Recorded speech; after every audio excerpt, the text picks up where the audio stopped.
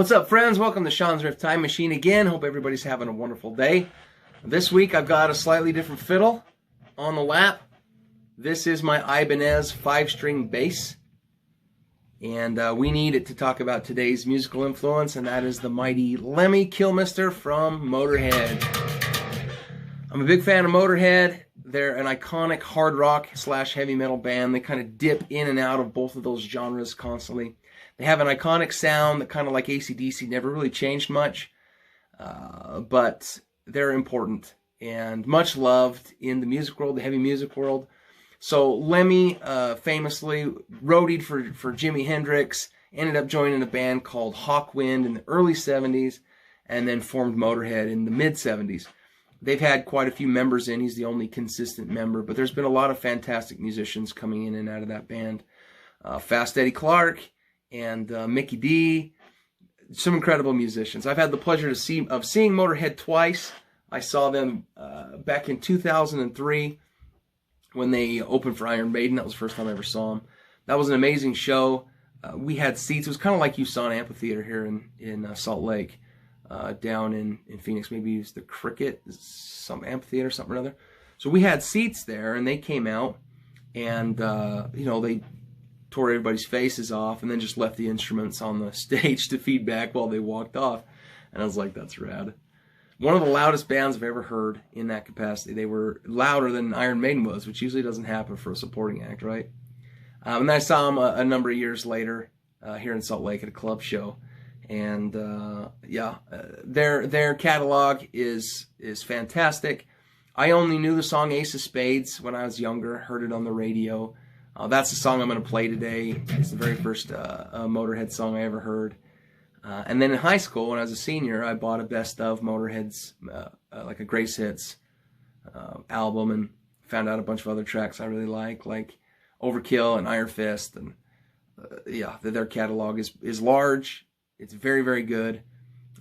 So I dove headfirst into them like I did with, Maiden and Judas Priest around the same time. So, yeah, so their music is not particularly difficult most of the time, especially on the bass. Lemmy played the bass a lot like a guitar, a lot of power chords, straight through, a couple of Marshall stacks with the overdrive just cranked up. He has a really unique tone. He played a Rickenbacker bass, which of course I don't have, but an iconic music style. So Lemmy unfortunately passed away 2014 or 2015, I can't remember. He died from prostate cancer, and unfortunately he wasn't diagnosed until just a week or something before he died. So he was sick, and I think people knew he was sick, but he didn't actually get it figured out. So public service announcement here on Shawn's Riff Time Machine, because we do care about health. We really do. Get checked out. This is the Ace of Spades.